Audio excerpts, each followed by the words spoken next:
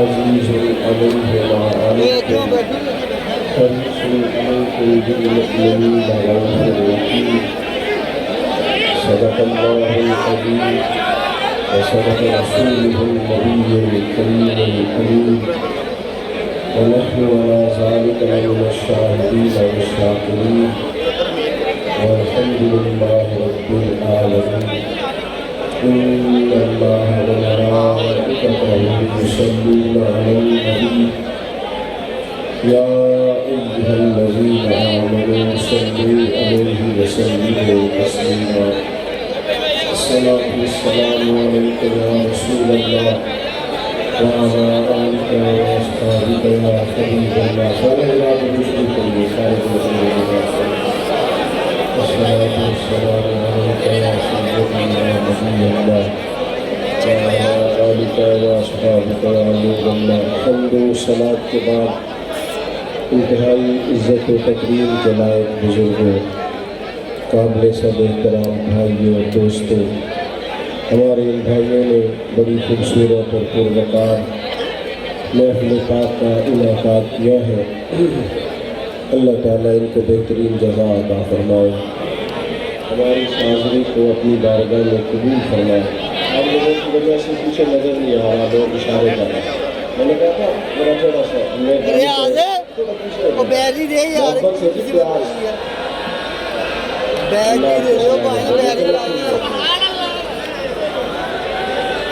ماشاء اللہ ٹھیک ہے، تھوڑا سا تھوڑا سا خوش رہے خوش رہے، اللہ آپ کو بھی گزار دے۔ آپ بھی بیٹھ گئے، آپ کی وجہ سے بھی پیچھے نظر نہیں آ رہا۔ اللہ سلامتی دے، سب کو برکت دے۔ میرے بھائیوں، اب آپ خاموش ہو جائیں گی، خاموشی سے بات سنیں، کوئی دوست بات نہ کرے گی۔ آداب بیٹا بولنے نہیں آتا، آداب محفل کے خلاف ہے باتیں کرنا۔ دوستوں، چند ایک باتیں میں نے عرض کرنی ہے۔ اللہ تعالیٰ نے ہمارے نبی پاک علیہ السلام کو جو شانیں عطا فرمائی ہے، ان میں سے محبوب کی ایک شان یہ ہے کہ عزیز علیہ ما عنتم، فرمایا تمہارا مشکل میں پڑنا میرے نبی کریم پر گراں گزرتا۔ کوئی امتی اگر تکلیف میں ہو تو حضور اس کی تکلیف محسوس کرے، اس لیے کہ وہ بالمؤمنین رؤوف رحیم، وہ مومنوں پہ رؤوف بھی ہے اور رحیم بھی۔ نبی کریم صلی اللہ تعالیٰ علیہ وسلم نے انسانیت کا درد محسوس کیا، اور قریب محبوب علیہ السلام کسی کی تکلیف کو دیکھ کر پریشان ہو گئے۔ میرا خیال ہے میری تکلیف زیادہ وہ لوگ سننے آئے ہیں جو موبائل نہیں چلا رہے۔ جو موبائل چلا رہے ہیں وہ تو گھر میں بھی موبائل ہی چلاتے ہیں۔ بھائی آپ بات سنیں تو وجہ سے اللہ آپ کو سلامت رکھے، آپ مہربانی کریں۔ موبائلوں پہ تو ملاقاتیں پہلے بھی رہتی ہیں، آج چلو موبائل کی ملاقات ہے تو کوئی بات ہو جائے آپ دوستوں سے۔ پیارے بھائیوں، سارے لوگ زندگی کی دوڑ میں آگے نہیں نکل پاتے، سارے کامیاب نہیں ہو پاتے، نکمے نہیں ہوتے، بعض لوگ کام چھوڑ بھی نہیں ہوتے، لیکن اللہ کی حکمت کا تقاضا ہوتا ہے کہ بعض لوگ ایسے ہوتے ہیں جو زندگی کی دوڑ میں پیچھے رہ جاتے ہیں۔ غربت آ جاتی ہے، تکلیف آ جاتی ہے، آزمائش اور بیماری آ جاتی ہے۔ ہمارا دین، ہمارے نبی پاک علیہ السلام کی سیرت ہمیں یہ سبق دیتی ہے کہ جو لوگ زندگی کی دوڑ میں پیچھے رہ گئے ہم ان کا بازو تھامیں، ہم ان سے محبت کریں۔ حضور علیہ السلام نے فرمایا تمہیں جو رزق دیا جاتا ہے وہ تمہارے کمزوروں اور ضعیفوں کی برکت سے دیا جاتا ہے۔ ہمارے یہاں جس آدمی کو نعمت مل جاتی ہے وہ اس کو اپنا حق سمجھنے لگتا ہے، اور وہ سمجھتا ہے کہ میں لائق تھا، میں سمجھدار تھا، میں پڑھا لکھا تھا، میں ہی محنتی تھا، یہ میرا حق تھا۔ حالانکہ ایسا نہیں ہے، یہ تو اللہ کا فضل ہے، جس کو چاہے عطا کرے۔ اپنے دل میں دوسروں کے لیے نرمی رکھنا، ظاہر ہے جس کی آپ مدد کر رہے ہیں، جس کے ساتھ آپ تعاون کر رہے ہیں، جس سے آپ پیار کر رہے ہیں، وہ ایک انسان ہی ہے۔ انسانوں میں غلطیاں ہوتی ہیں، کمزوریاں ہوتی ہوتی ہیں، سستیاں ہوتی ہیں، غفلتیں ہوتی ہیں۔ کرنے کا کام یہ ہے کہ ہم اپنے دل کو کشادہ کریں۔ ہمیں ہمارے نبی رحمت صلی اللہ تعالیٰ علیہ وسلم نے جس نیکی کا حکم دیا ہے وہ یک طرفہ نیکی ہے۔ نیکیاں تجارت نہیں ہوتی کہ سامنے والا کرے گا تو پھر میں بھی کروں گا۔ نیکی یک طرفہ ہے۔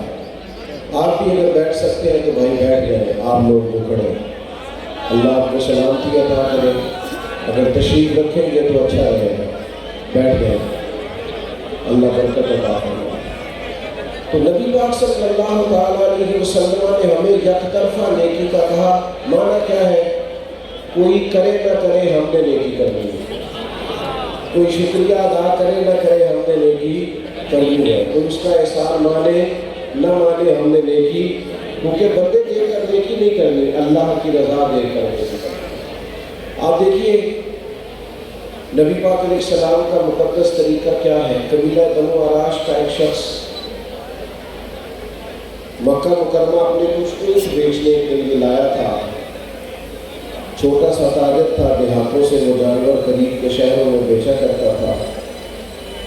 تو وہ چند اونٹ بیچنے کے لیے مکے میں لایا تو اس بیچارے کے نصیب کے اونٹ اس سے ابو جہل نے خرید لی۔ اب یہ دور وہ دور تھا جس دور میں وہ نبی پاک علیہ السلام کی بڑی شدید مخالفت کر رہے تھے، حالات بڑے سخت تھے۔ ابو جہل نے وہ خرید لیا، وہ شخص کہتا میرے پیسے دو، کہتا صبح لے لینا، صبح جاتا کہتا شام آنا، شام جاتا کہتا صبح آنا۔ غریب آدمی تھا، کوئی سرمایہ جب گزر جائے تو بندہ کدھر جائے، بڑا تڑپا۔ لوگوں سے کہنے لگا یہاں سردار لوگ کہاں بیٹھتے ہیں؟ آج بھی کسی کو کسی چودھری سے سردار سے کام پڑ گیا تو وہ فون ہی نہیں اٹھاتا، وہ کہتے ہیں میں مصروف تھا، میں بیزی تھا۔ اور آپ کے حالات خراب ہونے بھی پوری طرح شروع بھی نہیں ہوتے کہ آپ کے نمبر بلاک ہونے شروع بھی ہو جاتے۔ حالات میں پوری ساری عمر ہی آٹا گد ہے کہ لکھا کیتے نہیں پیڑے۔ اب وقت آیا کہ محمد بخشا کوئی نہیں وہ بیٹھا نیڑے، توجہ ہی نہیں کرتی۔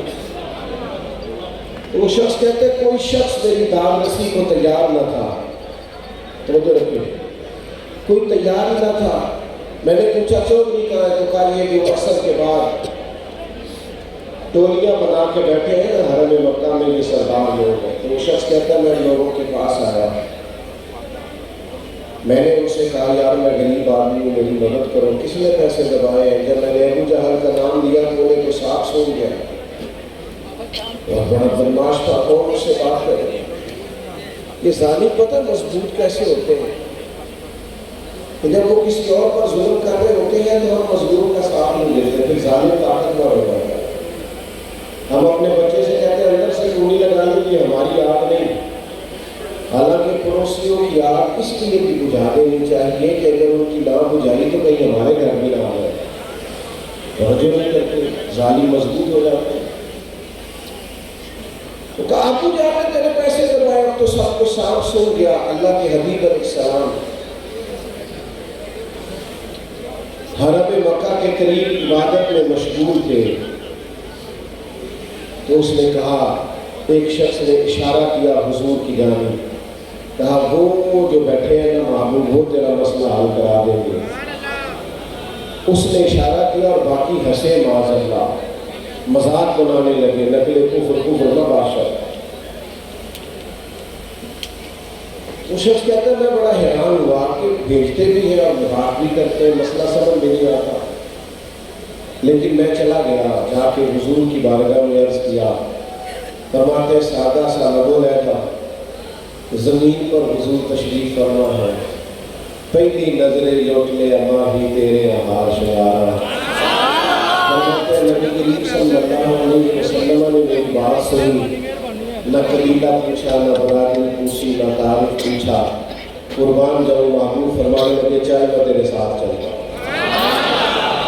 وہ وہاں بیٹھے تھے سردار، انہوں نے ایک بندہ بھیجا تھا ساتھ جا کے دیکھو وہاں بھلا کیا بات ہوتی ہے۔ حضور تشریف لائے، وہ شخص کہتا ہے سارے رستے تو نظریں جھکی رہی ہیں، محبوب دھیمے دھیمے انداز میں میرے سوالوں کے جواب دیتے رہے، لیکن جب ابو جہل کا دروازہ آیا، حضور نے دستک کی، وہ باہر آیا، تو پھر میں نے اپنے نبی کی نظروں کو اٹھتے ہوئے دیکھا، پھر چہرے میں جلال دیکھا، پھر میں نے نبوت کا دبدبا دیکھا، مظلوم کے ساتھ کھڑے ہونے میں حضور کا عروج دیکھا۔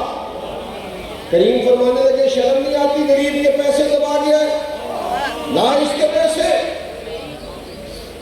اس پر تو گویا کب کبھی طاری ہو گئی، کہنے لگا میں ابھی لے کے آیا، دوڑا گیا اس کے پیسے لایا، اللہ کے رسول نے پیسے اسے دیے، اس نے شکریہ ادا کیا۔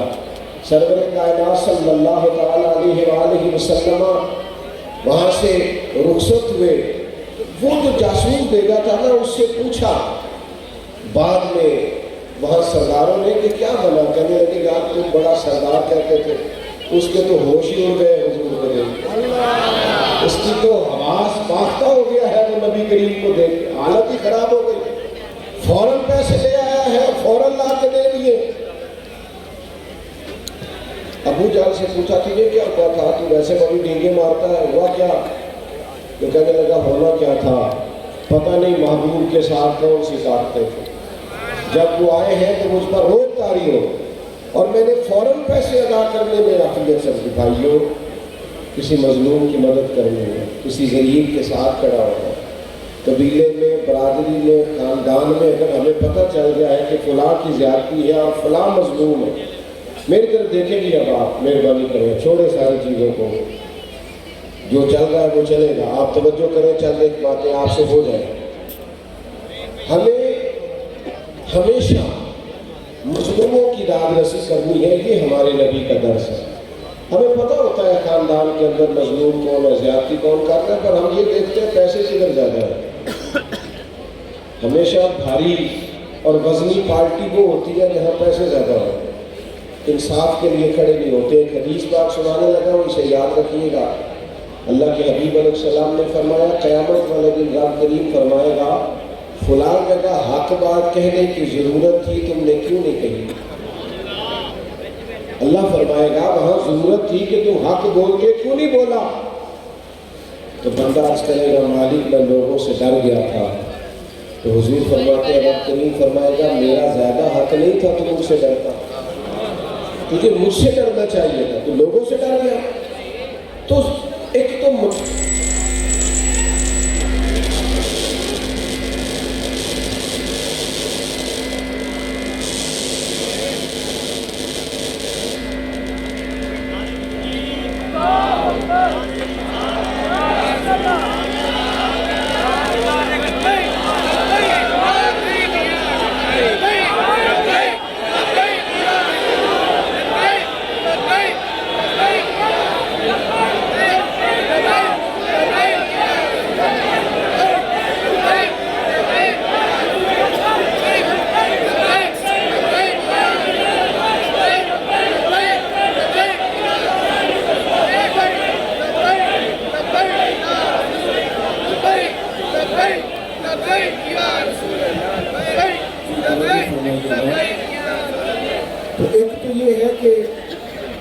مظلوم کی داد رسی کی جائے، اور دوسرا یہ ہے کہ ہمیشہ خوش اس وقت ہوا جائے جب کوئی خوش ہو، دوسروں کی خوشی کو محسوس کر کے انسان خوش ہو۔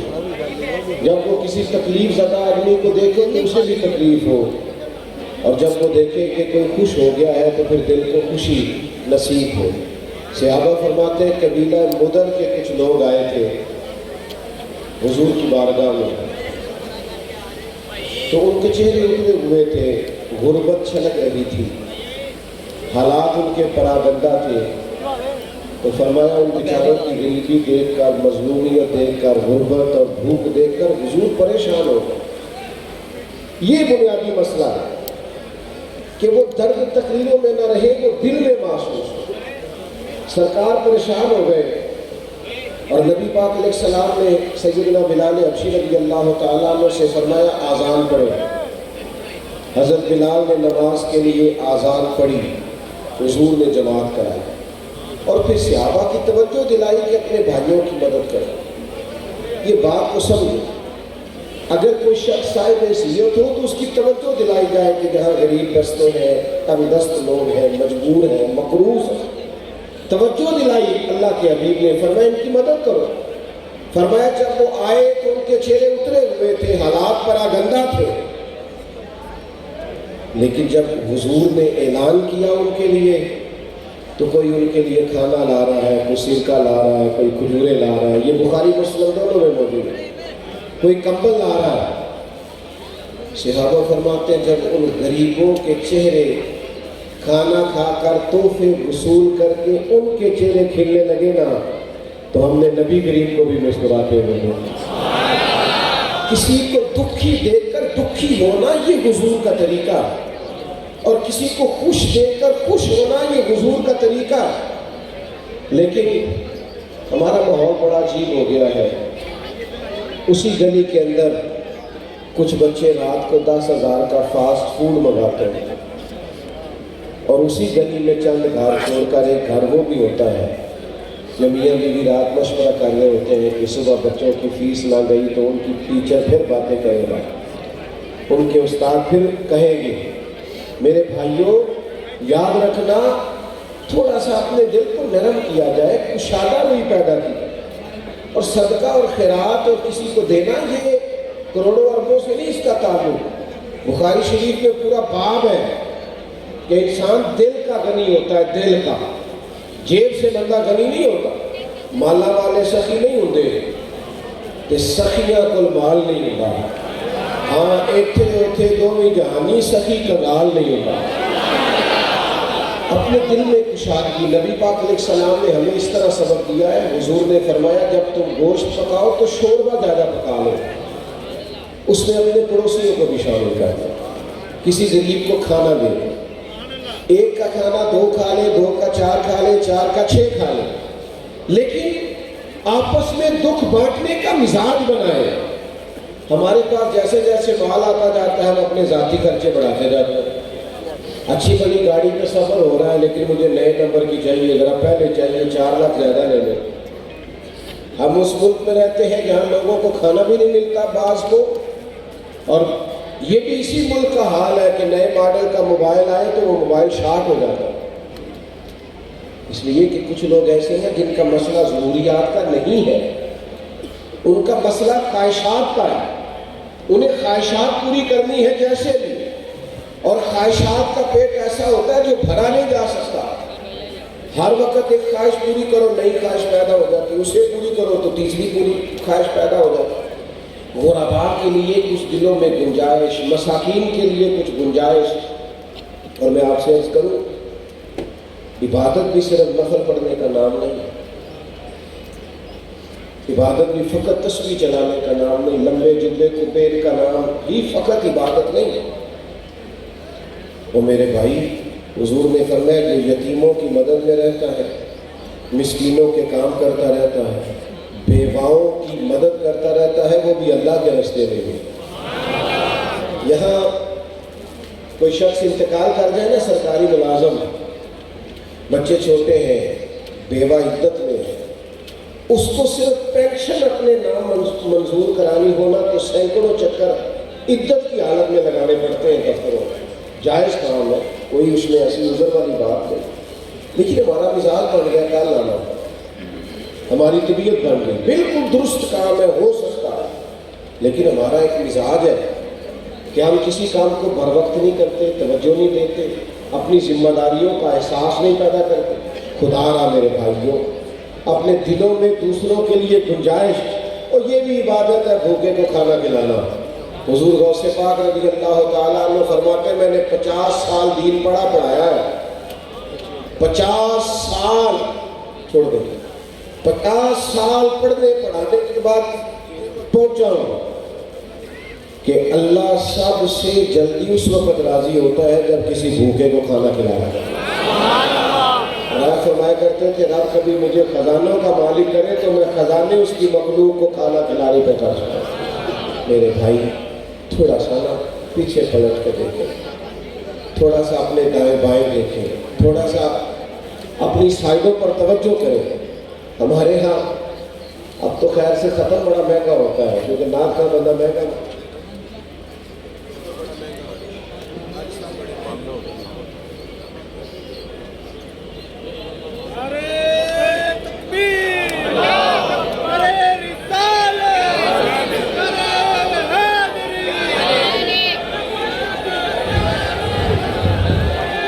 تو میرے عزیز اپنے خرچوں کو اخراجات کو تھوڑا کنٹرول کر کے اگر ہماری توجہ اس طرف رہے کہ ہمیں حضور کے صحابی ہیں حضرت عبداللہ ابن عباس نبی کریم علیہ السلام کے چچا زاد بھی مسجد نبوی شریف میں اعتکاف بیٹھے ہوئے تھے حضور کے روضہ انور کے پاس.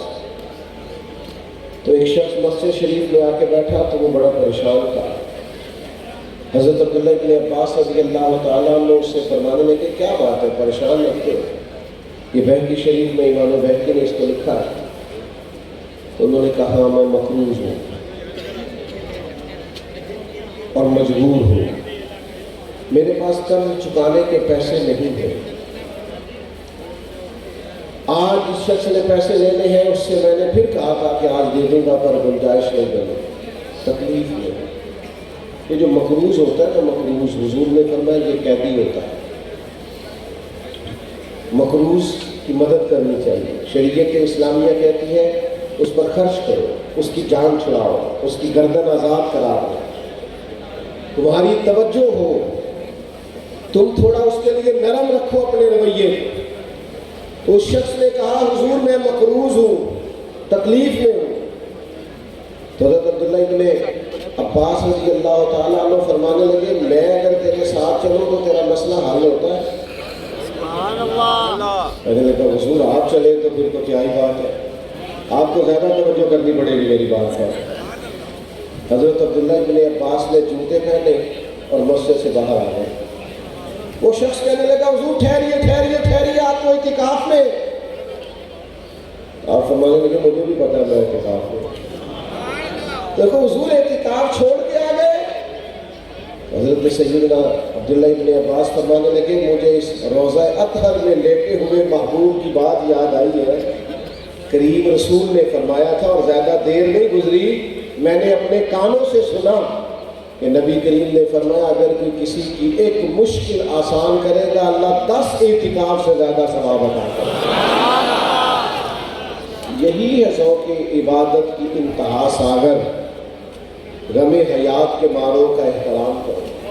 اور بھائیوں کسی کی مدد کرنا, کسی کے کام آنا, دکھ سکھ میں کسی شخص کے ساتھ شریک ہونا, اس کے لیے اپنے سینے کو کشادہ کرنا, پیار کرنا, محبت کرنا, اس کو سیکھنا چاہیے. اپنے دل کے اندر اس کے لیے جذبہ پیدا کرنا چاہیے. اور پھر جو میں نے بات عرض کی نا کہ کسی کی تکلیف کو تکلیف سمجھا جائے, اپنے ارد گرد بھی دیکھیں. بہو کی تکلیف بھی تکلیف ہی ہوتی ہے. اپنے دائیں بائیں دیکھیں, غور کریں. اگر بیٹی بد زبان ہے اور ہمیں پتہ ہے بد زبان ہے تو پھر داماد کی تکلیف بھی تکلیف ہی ہوتی ہے. اگر ہم کسی جگہ آفیسر ہیں اور ہمارے نیچے کچھ لوگ کام کرتے ہیں تو مزدور کی تکلیف بھی تکلیف ہی ہوتی ہے. اپنے دلوں میں جب ہم گنجائش پیدا کریں گے, ہمارے سینے دوسروں کے لیے کھلیں گے, ہم اپنے دل کو کشادہ کریں گے, آپ یقین کریں خود بخود راحت پیدا ہوگی, خود بخود تسلی پیدا ہو, ٹھنڈک پیدا. امام شاعری کے پاس ایک شخص کچھ مانگنے آیا غریب کا, 1000 دینار امام صاحب کے پاس پڑا تھا, سارا ہی مانگنے والے کو دے دیا. اور صاحب کہنے لگے پتہ نہیں تھا آپ نے آنا ہے ورنہ بندوبست کر کے رکھتا. ہمارے یہاں درد دل ختم ہو گیا, طبیعتیں سخت ہو گئی, مزاجوں میں تلخی آ گئی, کڑواہٹ آ گئی. تو ایک صاحب مجھے کہنے لگے جی کی کریے جی ماڑے بندے بھی تو سیانے نہیں نا. میں کہ ماڑا بندہ تو سیانا ہوتا ہی نہیں, کیونکہ جنہیں گھر دانے وہ دے. ہاں میری غربت نے کیا مجھ کو زمانے میں بدنام, تو تیری دولت ہے جس نے تیرے عیب چھپا رکھا. غریب آدمی کو سیانا نہیں نہ ہوتا بھائی, عقل مند ہونے کے لیے بھی تو مال چاہیے. غربات دیکھو نا, حضرت ابو بکر صدیق رضی اللہ تعالیٰ عنہ اتنے سارے کام کرتے تھے, حکومت چلانا, لشکر روانہ کرنا, صحابہ کے معاملات کو دیکھنا, امت کو سنبھالنا, اتنی ڈیوٹیوں کے باوجود رات کو ایک بوڑھی اور نابینا اماں کا گھر کا کام بھی جا کے کر آیا تھا، اس کے برتن بھی دھواتے تھے، اس کی خدمت بھی کراتے تھے۔ عصر کے بعد کچھ یتیم بچیاں تھیں، ان کی بکریوں کا دودھ بھی دھواتے۔ ایک ذہن بنا لیتے ہیں نا انسان کہ میں نے خدمت کرنی ہے، میں نے کوئی کام کرنا ہے، میں نے کوئی ڈیوٹی کرنی ہے، میں نے کسی کی مدد کرنی ہے، میں نے کسی کے کام آنا ہے، ذہن بن جاتا ہے، پھر اللہ اس کی مدد بھی فرماتا ہے۔ ہمارا یہ ذہن ہی نہیں بنتا، ہم توجہ ہی نہیں کرتے۔ میں بس بات ختم کرنے لگا ہوں۔ ہمارے گھروں کے اندر جو لوگ موجود ہیں نا، گھروں کے اندر، آپ کو پتہ ہے سیدہ عائشہ صدیقہ رضی اللہ تعالیٰ عنہ فرماتی ہے حضور جب تک گھر میں رہتے تھے گھر کا کوئی نہ کوئی کام ہی کرتے رہتے، باہر بڑی ڈیوٹی کر کے آئے سرکار، لیکن گھر آ کے سوچا ہے گھر والے بھی تو آپ کے سامنے کھڑے ہیں۔ تو احساس، گھر والوں کا بھی احساس، اور سب سے زیادہ گھر میں جو بوڑھے ان کا احساس ہے۔ بوڑھوں کو صرف خرچہ نہیں دینا، کپڑے نہیں لے کے دینے، بوڑھوں کو ٹائم بھی دینا ہے، ان کے ساتھ بیٹھنا ہے، بات کرنی ہے، چھوٹے چھوٹے مشورے کرتے ہیں، ان کو بیکار نہیں کر دینا۔ ہم پتہ کیا کرتے ہیں، ہم ساری گپیں اپنے دوستوں سے لگاتے ہیں، ساری گفتگو باہر کرتے ہیں۔ کبھی کبھی ابا جی کو کرو نا ٹیلی فون اور کہو آج کھانا نہ کھائیے گا، میرے آنے تک میرا دل کرتا ہے آپ کے ساتھ بیٹھ کر رہوں۔ کبھی کبھی اماں سے کہو نا اماں میرا دل کرتا ہے آج تیرے ہاتھ کی روٹی کھانی ہے، دیکھنا ان کو اس دن دوائی نہیں کھانی پڑے گی، سکون کی نیند آئے گی۔ آپ کا جو ملازم ہے، آپ کے ہاں جو کام کرتا ہے، کبھی اسے کہو نا یار آج تو نے میرے ساتھ کھانا کھانا، میرے ٹیبل پر بیٹھنا ہے۔ حضرت ابو ذر غفاری رضی اللہ تعالیٰ عنہ نے بھی اسی طرح کا لباس پہنا ہوا تھا اور ان کے غلام نے بھی اسی طرح کا لباس پہنا تھا۔ تو کسی نے کہا یہ کیسے ہو گیا؟ اور میں جب سے حضور کا کلمہ پڑھا ہو گیا۔ آقا اور غلام نے ایک طرح کا لباس پہننا شروع کر دیا ہے۔ بھائیوں اپنے گھروں میں ایک بچہ حضور کے ساتھ، حضور اس کے ساتھ محبت کر رہے تھے، پیار کر رہے تھے، تو ایک شخص کہنے لگا آپ بچوں سے بڑی محبت کرتے ہیں، میں تو ٹائم نہیں دیتا۔ یہ بھی مسئلہ ہوتا ہے نا، کچھ لوگ کہتے ہیں میں بچے جانے ان کی اماں جانے گی، آپ بڑا ٹائم دیتے ہیں، میں تو نہیں بچوں سے اتنا پیار کرتا۔ تو حضور فرمانے لگے اگر اللہ نے تیرے دل سے رحمت نکال لی ہے تو میں کیا کروں، مجھے تو اس نے رحمت اللہ نہیں بنا۔ تو سارا وقت باہر نہیں گزارے، اپنے گھر میں ٹائم دے، اپنے بچوں کو وقت دے، اپنے ماں باپ کو ٹائم دے، بہن بھائیوں کو ٹائم دے، اہل خانہ کو ٹائم، اپنے اندر دوسروں کا احساس یقین کرے۔ اگر دوسروں کے احساس میں انسان جینا شروع کر دے تو زندگی ویسے بڑی سونی ہو جائے، خوبصورت لگنا لگے سارا کچھ، لیکن ہم یہ کام کرتے نہیں۔ ہمیں نہ بس اپنے کھانے سے، سونے سے، اپنے آرام سے، اپنی سہولیات سے فرصت نہیں ملتی، اس کا نتیجہ یہ نکلتا ہے کہ دل سخت ہونے لگتا ہے، آہستہ آہستہ انسان خود غرض ہونے لگتا ہے، وہ اپنوں کے بارے میں بھی اس کا رویہ مثبت نہیں رہتا۔ تو یہ چند ایک گزارشات اس لیے آپ کی خدمت میں عرض کی ہے کہ اپنے دلوں کو ہم نے نرم کرنا ہے، مطمئن رکھنا ہے۔ حضور علیہ السلام کی یہ جو خوبصورت زندگی کا پہلو ہے کہ نبی پاک دوسروں کو پریشان دیکھ کر پریشان ہو جاتے، حضور دوسروں کو سکھی دیکھ کر خوش ہو جاتے، اس پہلو پر ہم نے غور کرنی ہے۔ تھوڑا سا نا اپنے لیول کو سنجیدہ کرنے کی ضرورت ہے، تھوڑا سا صرف دوسروں کے لیے سوچنے کی ضرورت ہے۔ اگر انسان کا وہ امام غزالی فرمایا کرتے وہ تو بانٹنے کا ذوق تو پیدا کر، اللہ بانٹنے کی توفیق بھی عطا کر دے۔